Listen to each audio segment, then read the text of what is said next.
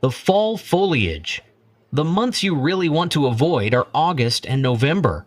August is too early, and November is too late.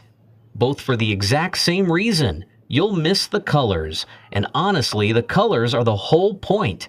People book these cruises for those iconic autumn landscapes, the hillsides of Maine, the coastal towns of Nova Scotia, the harbors of New Brunswick, all covered in deep reds, bright oranges, and golden leaves that almost look unreal in the sunlight. If you go too early in August, the scenery is still mostly green. Beautiful, sure, but not the version people travel here to see. Plus, it's still close enough to hurricane season that rough Atlantic weather can sometimes make the sailing surprisingly uncomfortable. November creates the opposite problem. By then, the leaves are mostly gone, temperatures drop fast, and many of those charming coastal towns start feeling cold, gray, and sleepy. Once autumn ends, the postcard version of this cruise disappears quickly. The window you're really aiming for is late September through early October. That's when the foliage usually peaks, and when it does, the scenery becomes genuinely breathtaking. Quiet harbor towns, calm water, hillsides completely covered in color. It's one of the most peaceful and visually stunning cruise experiences in North America. Experienced cruisers usually recommend booking a north to south itinerary, starting in places like Quebec City and sailing down toward Boston. Because you're traveling with the changing season, you'll often get much better foliage timing throughout the cruise.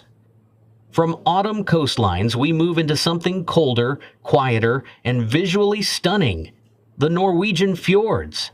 Here, daylight changes everything. The months you really want to avoid are October through April. During the colder months, Norway becomes darker, wetter, and much quieter.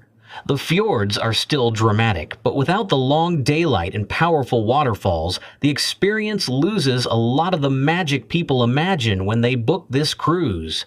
In deep winter, daylight becomes incredibly short. In some parts of Norway, the sun starts disappearing by mid-afternoon, meaning you can end up sailing through some of the most breathtaking scenery on Earth in near darkness. Imagine arriving in Geiranger Fjord in late October. The mountains are there, the cliffs are there, but the skies are gray, the waterfalls barely flow, and many of the small villages feel quiet and half-closed for the season. It's beautiful in its own way, but it's not the breathtaking version people dream about. But in summer, everything changes. The best time to experience the Norwegian fjords is June through early August, especially July. This is when Norway experiences the famous midnight sun, where daylight stretches late into the night and the scenery becomes almost surreal. At 11 o'clock at night, the sky can still glow gold over the water, while waterfalls crash down the cliffs around you. There's honestly nothing else quite like it in cruise travel. To truly elevate this specific trip, booking a private balcony is absolutely worth it. Some of the best moments happen late at night when the ship becomes quiet and the scenery feels almost completely still. Stepping away from the massive ocean liners, we have European river cruises. Here, the wrong season can change the trip completely. The most disappointing months are usually January and February. By then, the Christmas markets are gone, many riverside towns feel quieter and less festive, and the cozy atmosphere people imagine with European river cruising mostly disappears. But summer can create a completely different problem for river cruises. In recent years, extreme European heat waves have occasionally caused water levels on rivers like the Rhine and Danube to drop too low for normal sailing. When that happens, parts of your cruise can suddenly turn into long bus transfers instead. You pay for a relaxing 7-night river cruise through Europe, but end up spending hours on a motor coach because your ship can't safely continue the planned route. Instead of floating past castles and riverside villages from the deck, you're watching the scenery through a bus window. But book this trip in the proper season, and it feels magical. The best time to go is late November through mid-December during the famous Christmas market season. Cities like Vienna, Budapest, Cologne, and Strasbourg transform completely.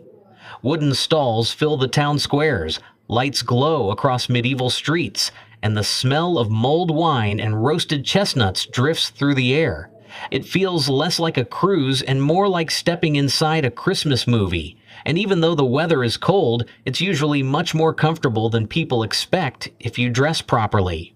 One insider tip: leave the dress shoes at home and bring comfortable walking shoes instead. The best parts of these Christmas market cruises happen on foot, walking across old cobblestone streets for hours at a time. The final destination on this list feels less like Earth and more like another planet entirely. We arrive at the absolute pinnacle of travel.